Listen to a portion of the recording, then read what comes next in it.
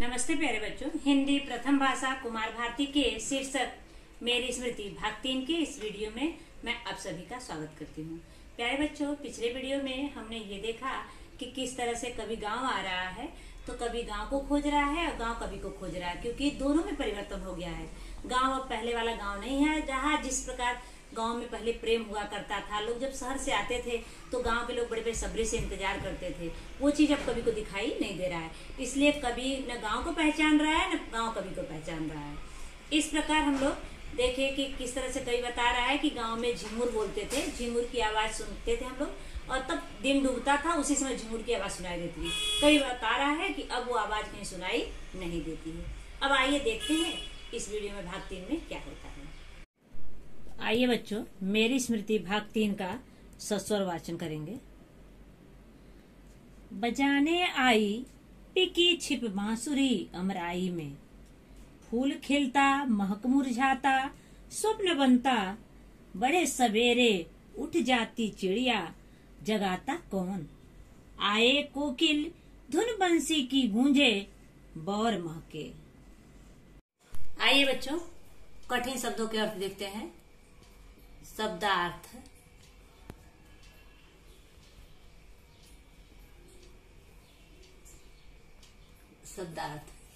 आया है, देखेंगे अमराई। पहले तो है पिकी, पिकी मतलब कोयल। अमराई, अमराई मतलब आम का बागीचा, आम का बागीचा। दूसरा है आपका मुरझाना। देखिए मुरझाना मतलब आप जानते हो, लेकिन समानार्थी आएगा तो आपको समझ में नहीं आएगा। मुरझाना, मुरझाना मतलब सूख जाना, सूख जाना। अगला आपका कोकिल। देखिए पी भी आया है, कोकिल भी आया है, तो पी मतलब भी कोयल और कोकिल मतलब भी कोयल, कोयल। आगे आया है बौर। बौर आम के पेड़ में जो फूल लगता है उसी को बौर कहते हैं, बौर। बौर, बौर को मंजरी भी कहते हैं, फूल को मंजरी। आइए बच्चों, जानते हैं कि कवि श्री रमाकांत श्रीवास्तव जी इन 4 हाइकू में अलग अलग विषयों पर क्या बोले हैं, क्या बताए हैं, अपने विचारों को किस प्रकार और व्यक्त किए हैं। बजाने आई पिकी छिप बांसुरी अमराई में। कवि कहता है कि आम के बागीचे, अमराई मतलब आम का बागीचा, पिकी मतलब कोयल। कवि कहता है कि आम के बागीचे में कोयल छिप करके अपने मधुर स्वर में गीत गाया करती थी। कवि को ऐसा प्रतीत होता था जैसे कहीं कोई बांसुरी बजा रहा हो, लेकिन आज वो कोयल की आवाज गांव में कहीं भी सुनाई नहीं देती, क्योंकि सारे आम के पेड़ कट चुके हैं। अगला है फूल खिलता महक मुरझाता स्वप्न बनता। कवि इस हाइकू में कहता है कि गांव कवि को याद आ रहा है, तो कवि गांव को याद करके कहता है कि पहले उस गांव में तरह तरह के फूल खिलते थे, अपनी सुगंध को चारों ओर बिखेरते थे।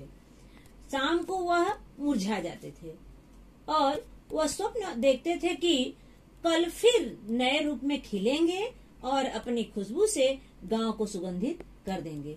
प्यारे बच्चों, यहाँ सुगंध फैलाने से तात्पर्य है अच्छे कर्म से है, अच्छे कर्म और प्यार। कि किस प्रकार कवि कह रहा है कि किस प्रकार मनुष्य जन्म लेता है और अपने कर्मों के द्वारा, अपने यश के, अपने कीर्ति के द्वारा पूरे समाज को सुगंधित करता है, और फिर वो इस दुनिया से चला जाता है, स्वप्न बन के रह जाता है और लोग उसके कर्मों को याद करते हैं। इस प्रकार इंसान को होना चाहिए। बड़े सवेरे उठ जाती चिड़िया जगाता कौन।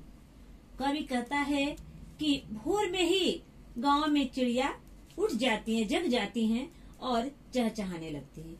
इतना सुबह इनको जगाता कौन है, इनको कौन जगाता है इतना सुबह। अर्थात पहले गांव में कोई अलार्म नहीं लगाता था, लेकिन सभी सुबह उठकर खेतों खलिहानों में काम करने चले जाते थे और आपस में इतना प्रेम था कि सभी लोग मिलजुल कर एक दूसरे के साथ काम करते हुए अपना समय अच्छे से बिताते थे। लेकिन आज ऐसा समाज में नहीं है। आज गांव उस तरह का नहीं रहा जैसे पहले गांव था। आए कोकिल धुन बंसी की गूंजे बौर महके। बौर मतलब मंजरी। आम का जो फूल होता है बौर, उसको बौर कहते हैं, मंजरी कहते हैं, और उसी से फल लगता है। कवि कहता है कि आम के बगीचे में जब बौर लगता है तो उसकी खुशबू से कोयल बागीचे में आ जाती है और बड़ी सुंदर धुन में आवाज करती है। वो सुंदर धुन ऐसे लगती है जैसे कहीं बंसी की धुन सुनाई दे रही है। कवि कह रहा है चारों तरफ क्या होती है, गूंजने लगती है। वो कोयल की आवाज जो है, कोकिला, वो चारों तरफ गूंजने लगती है। ऐसा लगता है कहीं बंसी की ध्वनि सुनाई देती है। प्यारे बच्चों, मेरी स्मृति इस कविता में कवि ने प्रकृति की महानता का वर्णन किया है कि प्रकृति किस तरह से बिना हमसे कुछ लिए हमेशा हमको देती रहती है। कवि ने गांव का वर्णन करते हुए बताया है कि अब गांव पहले जैसा नहीं रहा, उसमें बदलाव आ गया है। कोई किसी का सम्मान नहीं करता है, पहले जैसा प्रेम नहीं रहा और कोई किसी की प्रतीक्षा नहीं करता है। आइए बच्चों, मेरी स्मृति भाग 3 हाइकू से संबंधित आकलन कृति देखते हैं। पहचान कर लिखिए। चहचहाने वाली, कौन चहचहाता है? चहचहाता कौन है? चिड़िया। चहचहाता कौन है? चिड़िया। कूकने वाली कौन है? कौन कूकता है? कोयल। कूकने की आवाज होती है ना कोयल की। महकाने वाला, किससे पूरा समाज महकता है? फूल और इंसानों के यश कीर्ति। किसकी आवाज कवि को शहनाई की समान लग रही है? झिंगुर की। झिंगुर। अगला है दूसरा क्वेश्चन। हाइकू में निम्नलिखित अर्थ में आए शब्द कौन से शब्द आए? देखो, पेड़ के लिए कौन से शब्द प्रयोग किए गए हैं? पेड़ के लिए वृक्ष। कौन से शब्द? वृक्ष। शाम के लिए कौन से शब्द प्रयोग किए गए हैं हाइकू में? साँझ। प्रतीक्षा एक तो आया ही है, दूसरा एक कौन सा शब्द आया है जो प्रतीक्षा प्रयोग किया गया है उसके लिए? जोहना। दोपहर के लिए कौन सा शब्द प्रयोग किया गया है? दोपहर। दोपहर। छाया के लिए? साया। प्यारे बच्चों, तीसरा क्वेश्चन है। निम्नलिखित पंक्तियों का भावार्थ लिखिए। अब भावार्थ लिखना है इसका अपने शब्दों में। गांव मुझको डैश खो गए दोनों। इसका आपको भावार्थ लिखना है। आइए बच्चों, इस हाइकू से संबंधित पद्य विश्लेषण देखते हैं। निम्नलिखित मुद्दों के आधार पर पद्य विश्लेषण कीजिए। 6 नंबर का आता है आपको। पहला रहता है रचनाकार के नाम लिखो।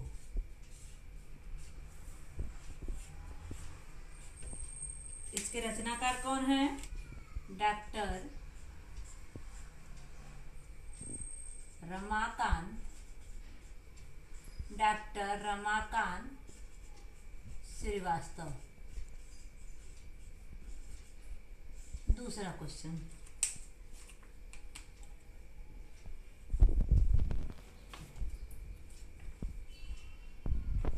इस रचना की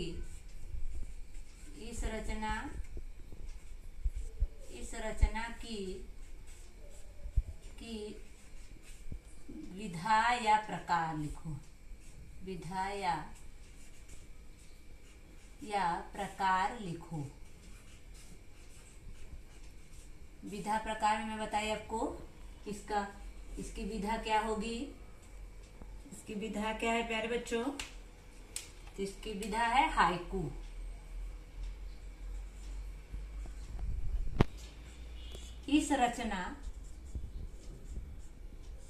इस रचना की विधा या प्रकार, विधा क्या है? हाइकू।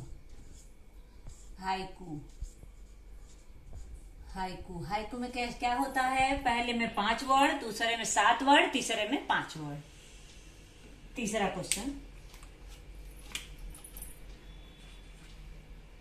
अपनी पसंदीदा पंक्तियां लिखो। अपनी जो आपको पसंद हो, अपनी पसंदीदा पसंदीदा पंक्तियां लिखो।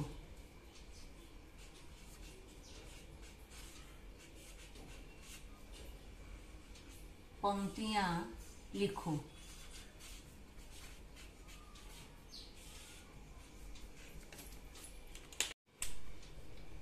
उत्तर, आपको जो पंक्ति पसंद होगी, मैं आपको एक पंक्ति दिखा रही हूं। मुझे जो पसंद है, महुआ महुआ खड़ा बिछा श्वेत चादर। महुआ खड़ा खड़ा बिछा बिछा श्वेत श्वेत चादर किसे जोहता। किसे जोहता। ये क्यों पसंद है आपको? इसलिए ऐसी पंक्ति लिखना क्यों पसंद है, उसका कारण भी आपको लिखना है। यह पंक्ति आपको क्यों पसंद है?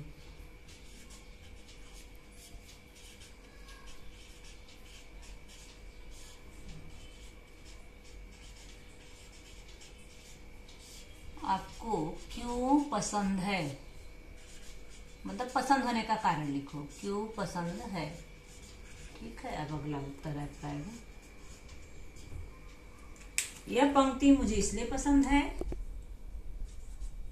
यह पंक्ति मुझे इसलिए पसंद है। पसंद है क्योंकि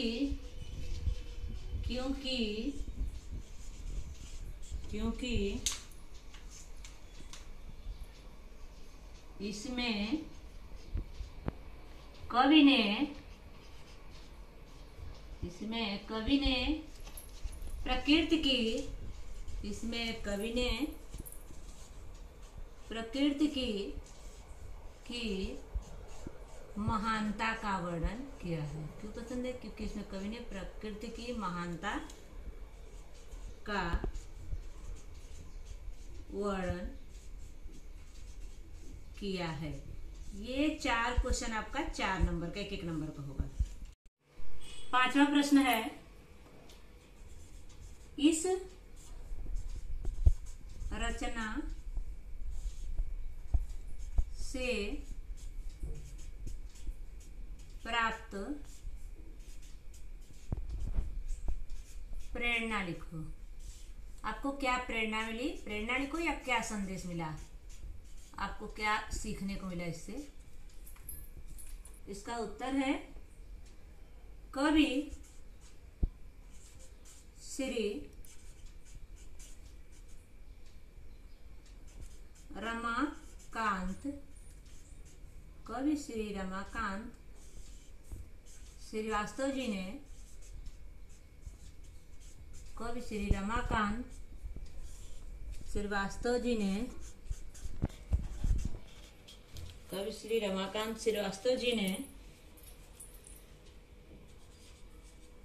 इस रचना से मानव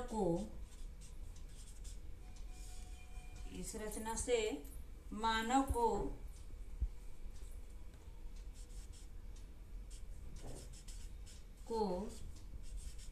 यह संदेश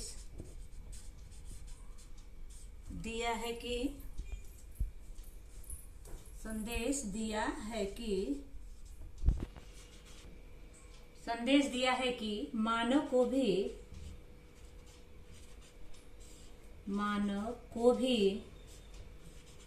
भी प्रकृति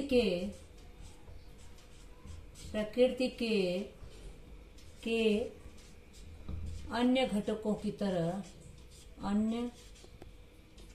अन्य घटकों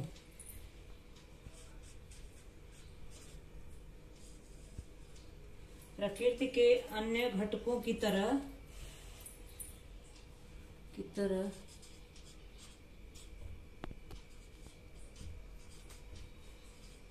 अपने अन्य घटकों की तरह अपना कार्य समय पर एवं निस्वार्थ भाव से करना चाहिए। निस्वार्थ भाव से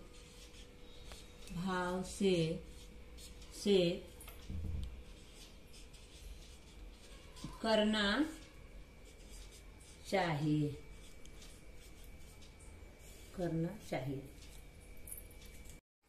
प्यारे बच्चों, आइए इस पद्य से संबंधित व्याकरण देखते हैं। व्याकरण में कारक पहचान कर उसके प्रकार लिखो। कहाँ कहाँ कारक आया है।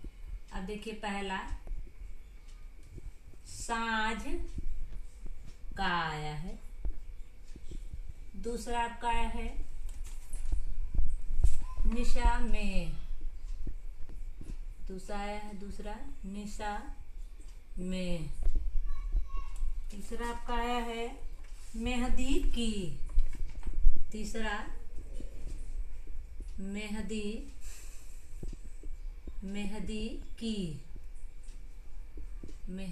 की। अगला है आपका गंध में। फिर अगला है गांव की, वर्षा की। अगला है पांचवा गांव की। छठा है वर्षा की।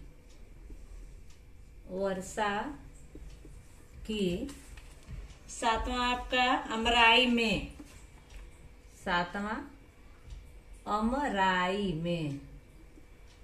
अमराई में। आठवां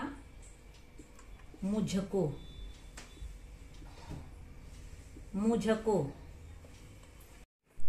आइए बच्चों, कारक पहचानते हैं। देखिए, यह साँझ का आया है। जहां पर काकी के रारी रे होगा वहां पे कौन सा कारक होगा? संबंध कारक। कौन सा कारक होगा? संबंध कारक। जहां पर में और पर, जहां पर अंदर या बाहर होगा वहां पे कौन सा कारक होगा?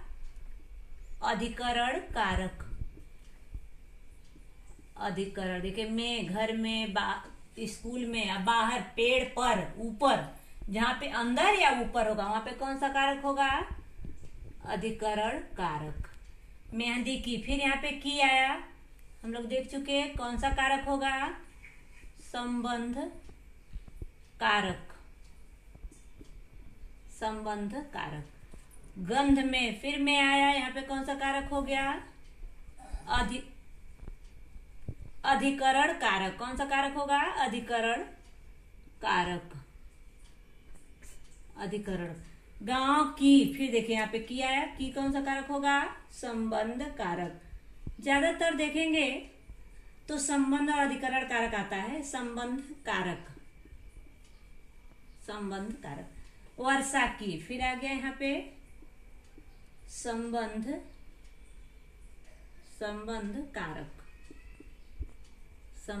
कारक। अमराई में अधिकरण कारक। में है अधिकरण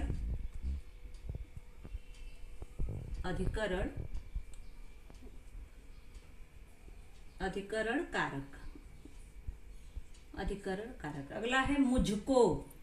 ये देखिए, किसी के लिए, मुझको अपने लिए, दूसरे के लिए हम लोग पढ़े हैं। के लिए को दोनों पढ़े थे। जहां पर आएगा वो कौन सा कारक होगा? संप्रदान कारक। संप्रदान कारक। दूसरा है प्यारे बच्चों, सामासिक विग्रह कर समास के नाम लिखो। आजीवन, ये देखिए आजीवन पहला क्या है, अव्यय है, ये हो जाएगा जीवन भर या जीवन पर्यंत। जीवन भर या जीवन पर्यंत कौन सा समास होगा, अव्ययी, अव्ययी भाव समास, अव्ययी भाव समास। अगला है शताब्दी, 100 सालों का समूह। शताब्दी 100 सालों का समूह।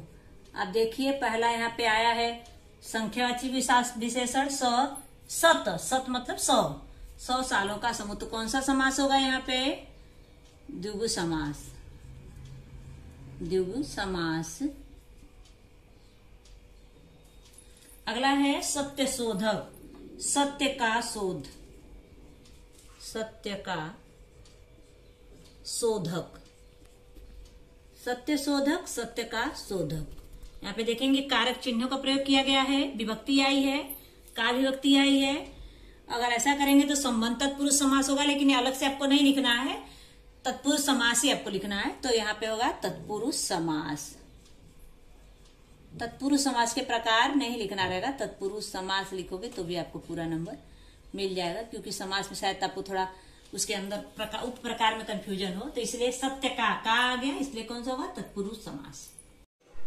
प्यारे बच्चों, मेरी स्मृति शीर्षक में श्री रमाकांत श्रीवास्तव जी ने अपनी गांव की यादों को, जो गांव से शहर आ जाते हैं, बचपन पूरा गांव में बीतता है और पढ़ाई लिखाई भी गांव में होती है, जब वो गांव से शहर आते हैं तो उन यादों को संजो कर रखे रहते हैं और फिर उन्हीं यादों को मेरी स्मृति हाइकू में अपनी भावनाओं को लेखन के माध्यम से व्यक्त करते हैं। अपने गांव की यादों को, किस तरह से गांव की आम की शाखाएं कोयल का इंतजार करती है, महुआ किस तरह से फूलों को बिछा करके लोगों का सम्मान करता है, इस तरह बहुत सारे यादों को उन्होंने इस हाइकू में लिखा है। प्यारे बच्चों, हाइकू ध्यान रखना है, हाइकू 3 पंक्ति की होती है। पहले पंक्ति में 5 वर्ड होते हैं, दूसरे में 7 वर्ड होते हैं और तीसरे में 5 वर्ड होते हैं। मतलब कुल मिलाकर के 17 वर्ड होते हैं और अलग अलग हाइकू में अलग अलग बातों का वर्णन किया जाता है। धन्यवाद।